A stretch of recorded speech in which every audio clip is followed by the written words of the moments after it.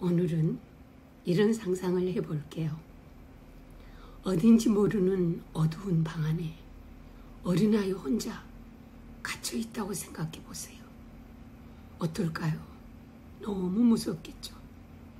그런데 갑자기 문이 열리면서 엄마 아빠가 들어온다면 그 순간 아이가 얼마나 안도할까요? 우리 삶에도 이런 순간들이 있잖아요. 해결되지 않을 것 같은 상황과 그 상황에 대한 걱정, 불안 속에 혼자 갇혀 있을 때가 종종 있잖아요. 그럴 때 누군가 문을 열어 그 두려움에서 나를 구해줄 수 있다면 얼마나 기쁘고 좋을까요? 성경에도 이런 장면들이 여러 번 나와요. 그 중에 욥이라는 인물은 하루아침에 재산과 가족과 건강까지 잃고 차라리 태어나지 않았으면 좋았을 텐데 하면서 한탄을 해요. 하지만 결국에는 그 고난을 통해서 새로운 깨달음을 얻었고 본인뿐만 아니라 모든 사람들도 부러워하는 행복한 사람이 되었다고 기록이 돼 있어요. 그리고 사울이라는 사람은 자신을 가장 큰 실패자라 부를 만큼 절망도 했지만 오히려 그 속에서 삶의 새로운 의미를 발견했고 감옥에서도 항상 기뻐하라고 도리어 권면할 수 있었어요. 오래된 이야기지만 절망에서 희망으로 전환되는 이 이야기들이 사실 우리의 지금의 삶과도 크게 다르지 않지요. 저는 최근에 부족이라는 단어를 새롭게 보게 됐어요.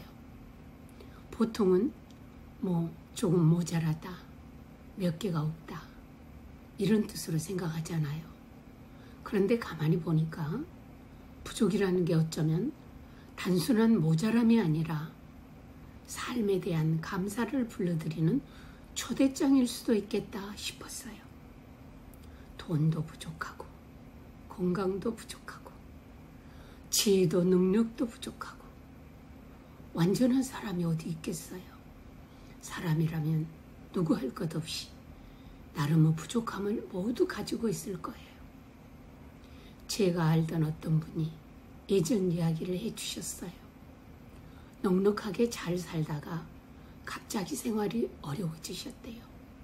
그런데 하루를 금식하면 새 아이들을 한 끼 더 먹일 수가 있고 3일을 금식하면 애들을 하루를 더 먹일 수가 있어서 금식을 밥 먹듯이 하셨대요. 그리고 자신은 시장에서 시래기를 주워다 먹었다고 하시더라고요. 그때의 아픔이 얼마나 컸던지 지금은 밥을 할 때마다 진심으로 감사를 하신다고 하더라고요. 남들이 모르는 행복을 날마다 누리고 계시는 거죠. 제 경우도 말씀드려 볼게요. 지금 제 음성을 들어보시면 호흡이 잘 안 된다는 게 느껴지실 겁니다.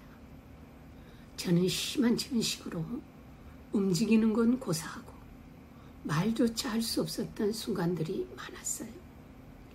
응급실, 중환자실을 오가면서 호흡기에 의지해야만 숨을 쉴 수 있었고 누워 잠자기조차 할 수 없도록 힘들었어요. 그때 중환자실에서 곁에 있는 사람들이 수없이 죽는 걸 지켜봤고 죽음이 그렇게 멀리 있지 않다는 걸 배웠어요.